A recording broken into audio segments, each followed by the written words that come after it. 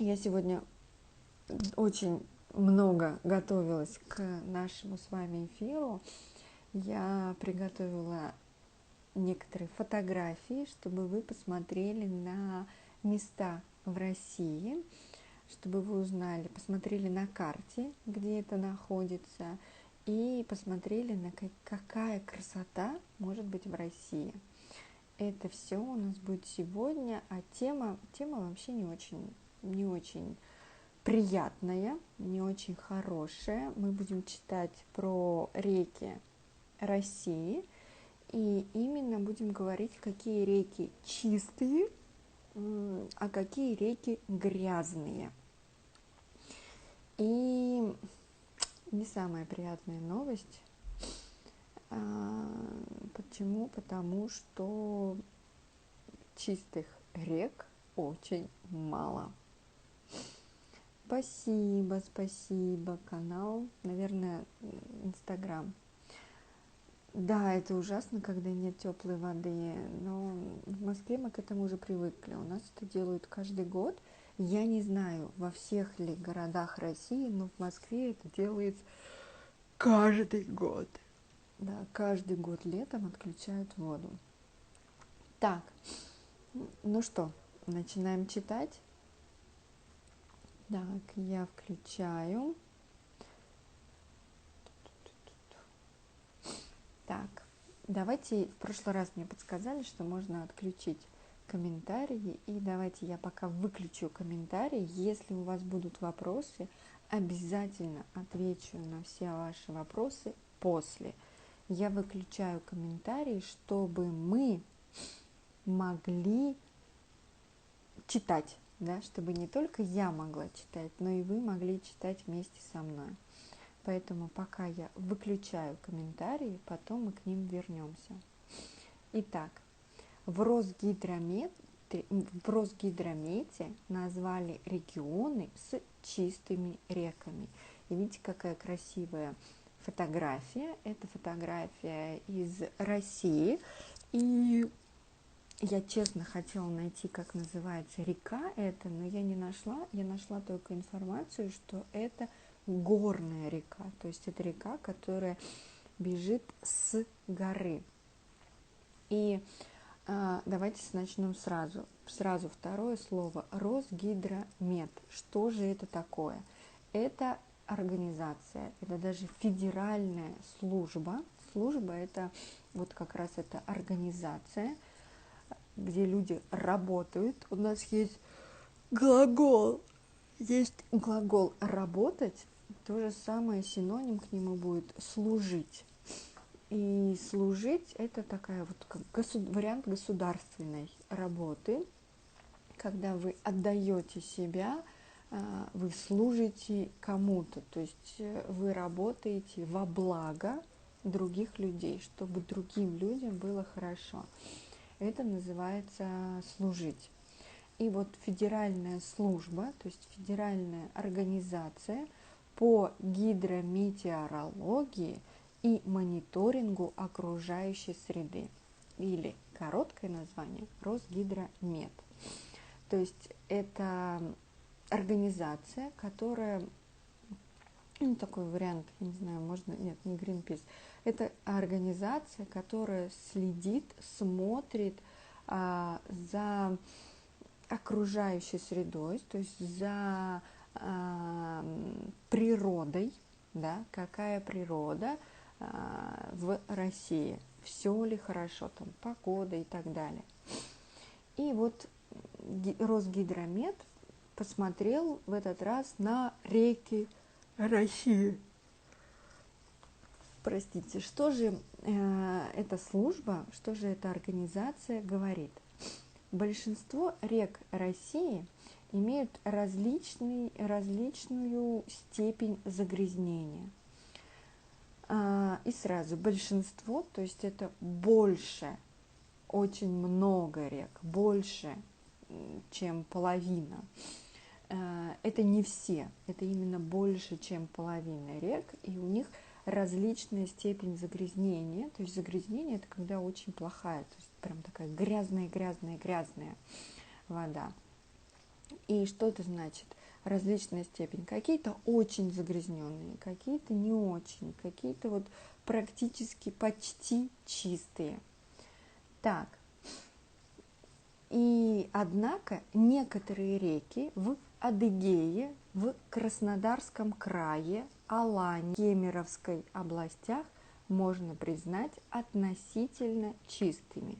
Говорится в обзоре состояния и загрязнения окружающей среды в Российской Федерации за 2019 год, опубликованном Росгидрометом.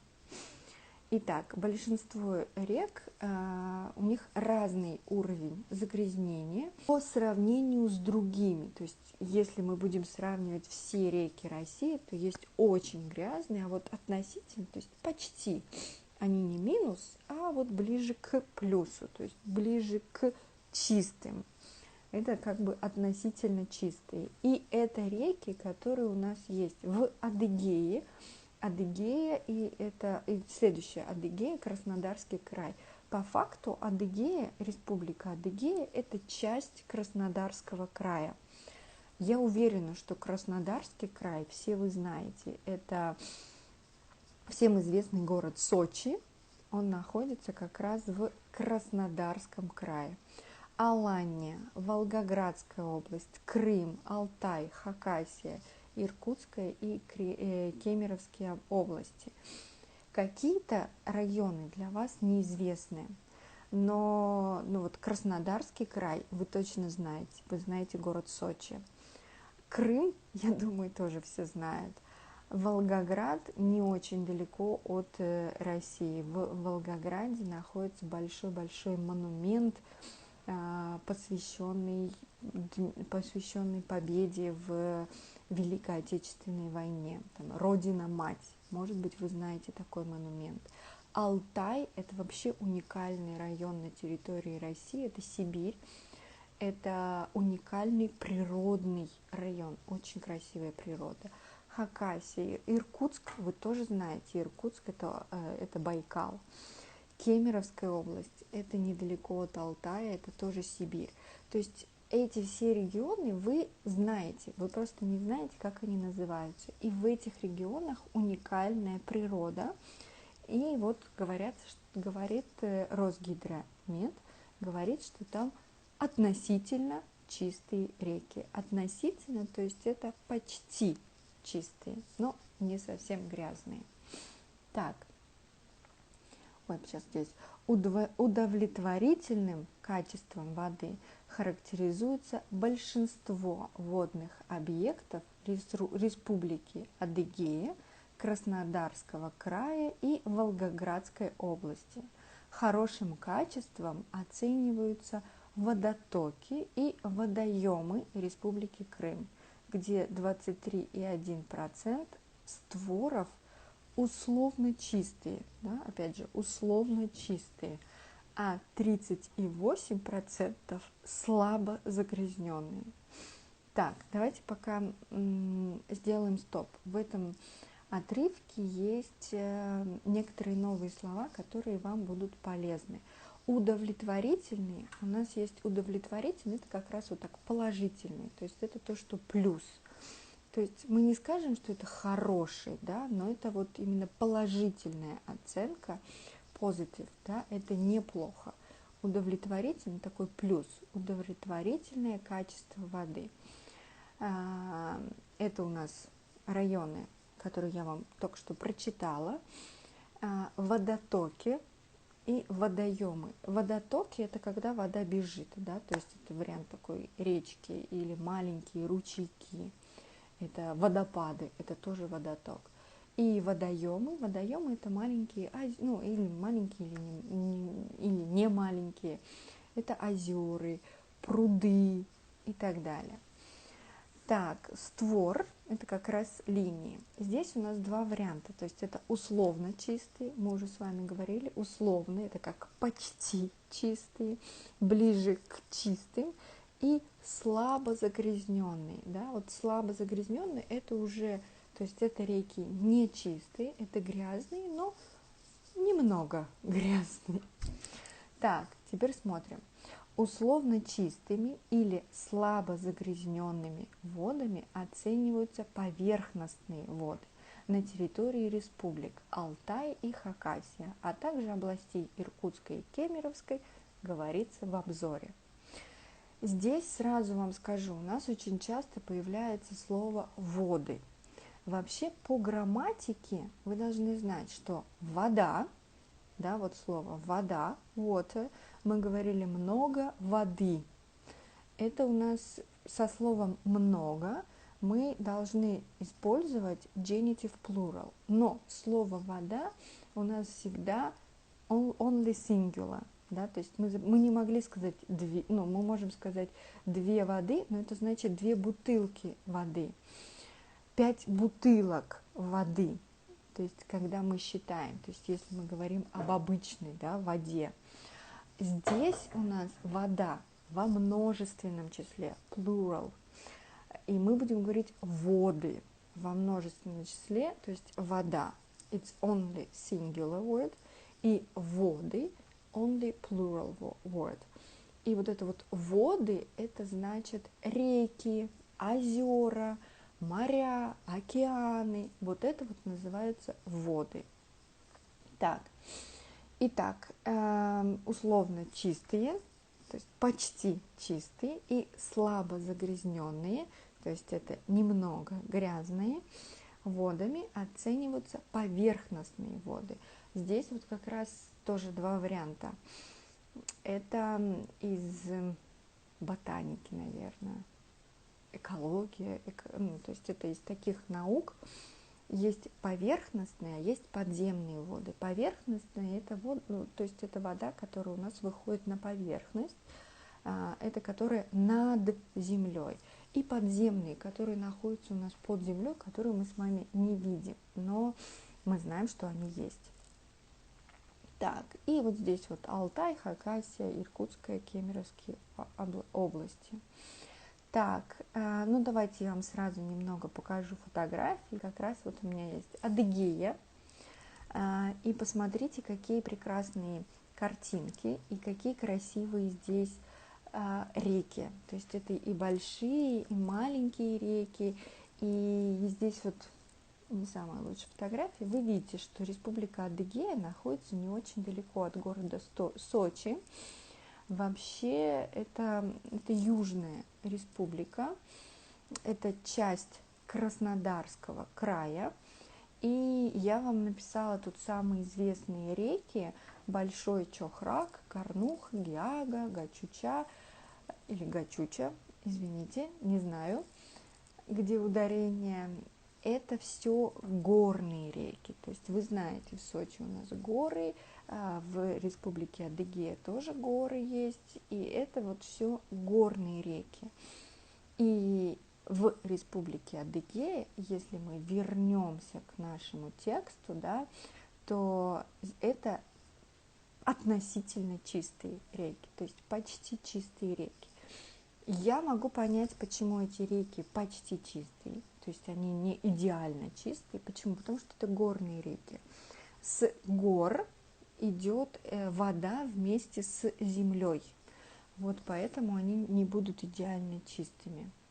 Так, это вот вам Республика Адыгея, вот вам Краснодарский край, тоже относительно чистые реки. Посмотрите, какие здесь красивые тоже места. В Краснодарском крае уже реки не все будут горные.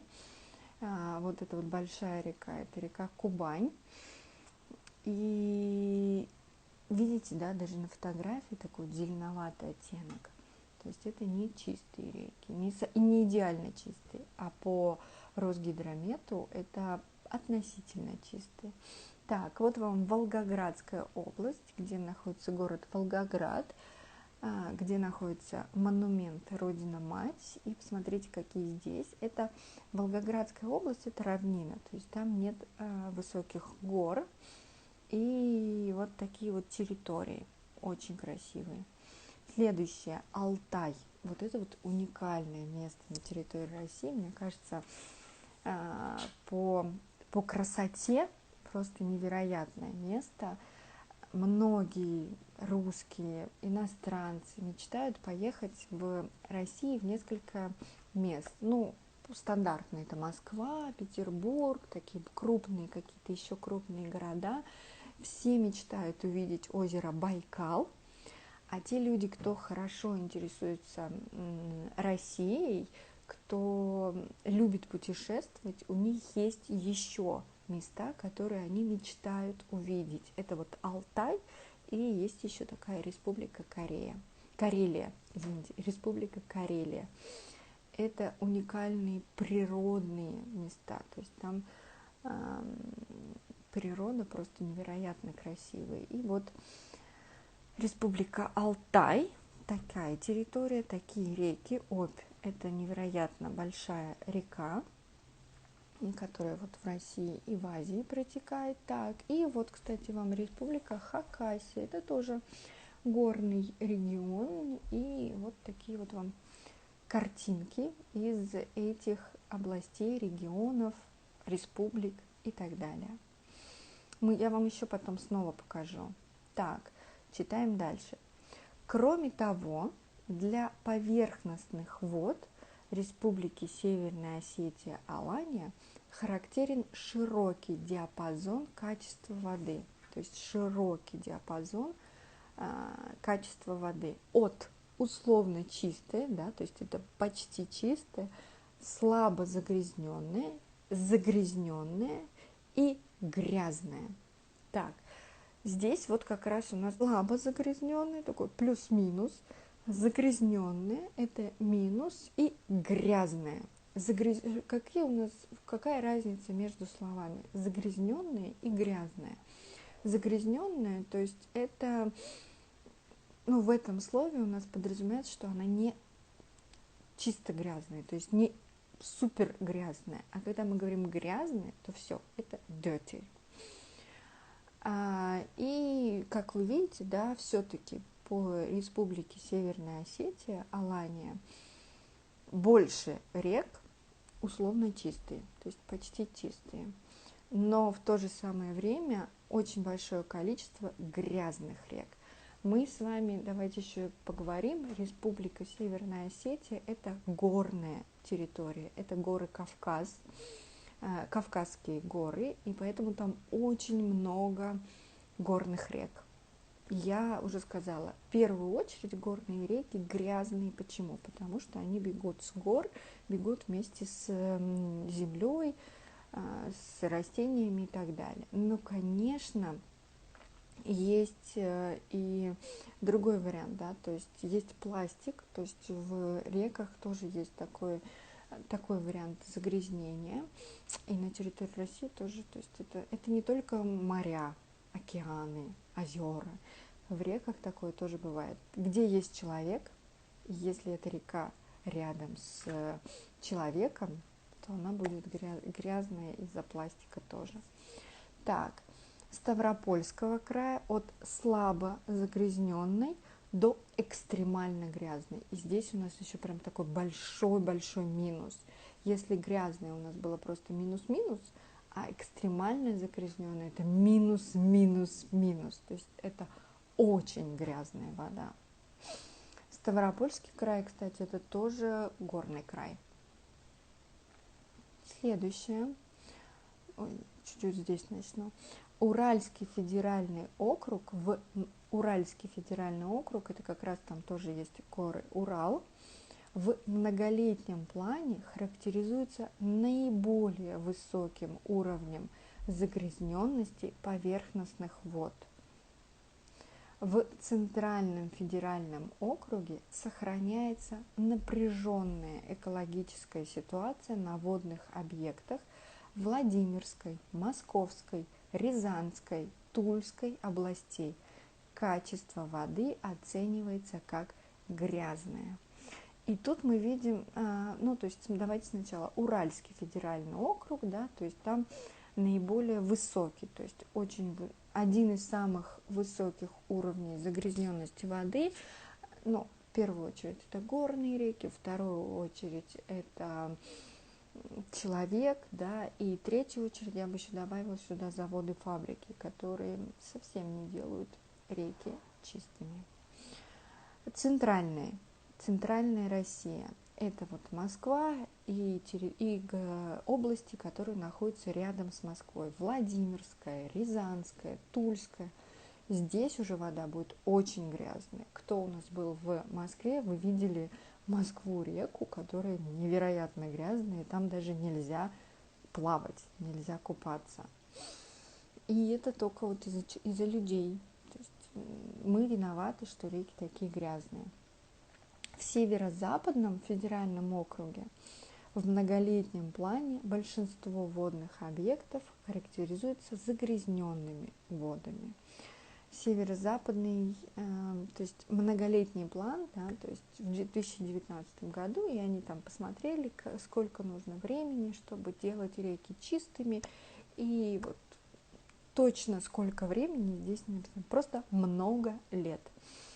План по очищению, по приведению экологического состояния, чтобы экология в России была хорошая, по этому многолетнему плану эти регионы, как, например, Северо-Западный федеральный округ, будет загрязненный. То есть надо там проводить какие-то экологические мероприятия. В Южном федеральном округе водные объекты Астраханской и Ростовской областей характеризуются как грязные. Астрахань и Ростов – это территории, да, это на юге, это территории, которые недалеко от Черного моря. Вот Ростов, например, это ближе к Азовскому морю. Так, на территории Приволжского федерального округа качество вод большинства водных объектов оценивалось как загрязненное. И, как я вначале говорила, да, что новость не самая приятная. Почему? Потому что я честно пыталась искать в этой новости что-то позитивное, и когда читаешь ее, думаешь, боже мой, есть ли хоть какие-то чистые, вот идеально чистые реки в России? Нет. И очень много загрязненных рек. И это, конечно, очень расстраивает. Так, в Сибири. Вроде в Сибири не так много людей живет, но в Сибири очень много фабрик, заводов. В Сибирском федеральном округе как грязные оцениваются поверхностные воды Новосибирской и Томской областей 82% и 68%. Большинство водных объектов Тыва, Хакасия, краев Алтайского, Красноярского, областей Кемеровской, Омской характеризуются загрязненной водой. Еще раз, загрязненная вода – это не очень грязная, это даже не совсем грязная. Это вода, в которой есть грязь, то есть загрязненная. То есть грязь там есть. Это не идеально чистый, это даже не почти чистый, а загрязненный. На территории Дальневосточного, посмотрите, такая карта России, да, Дальневосточный, это где у нас там Дальний Восток, Владивосток, Дальневосточного федерального округа как грязные оцениваются поверхностные воды в Приморском и Хабаровском краях, а также в Сахалинской области. Честно, для меня, я, конечно, немного занимаюсь экологией, немного изучаю экологию, что, конечно, плохо. И это факт. В России не все люди думают об экологии. Ну, о чем говорить? У нас мы даже не разделяем мусор. Очень мало в России людей, которые разделяют мусор. Это проблема. Надеюсь, государство, правительство начало об этом думать. Надеюсь, люди скоро начнут об этом тоже думать интенсивно. В крупных городах есть много людей, которые сортируют мусор, но в маленьких городах нет, в маленьких городах это большая проблема. И вот эта вот проблема мусора, она очень большая в России. И загрязнение природы в России тоже очень сильное. Я даже слышала, то есть у меня были студенты, которые говорили, что в этом плане Россия одна из худших стран по экологии, потому что все сводится к тому, что Россия, конечно, большая территория, и из-за того, что большая территория, то у нас по процентам не все так плохо. Но по отношению людей к экологическим проблемам, я думаю, что здесь совсем все нехорошо, и людям надо больше думать об экологии на территории России. Так, и вот такая у нас была новость. Ничего позитивного в этот раз, но чтобы скрасить, чтобы добавить вам что-то позитивного, давайте еще раз посмотрим на красоты России, на красивые места в России. Вот, Республика Адыгея. Посмотрите, какие красивые реки. Это все горные реки.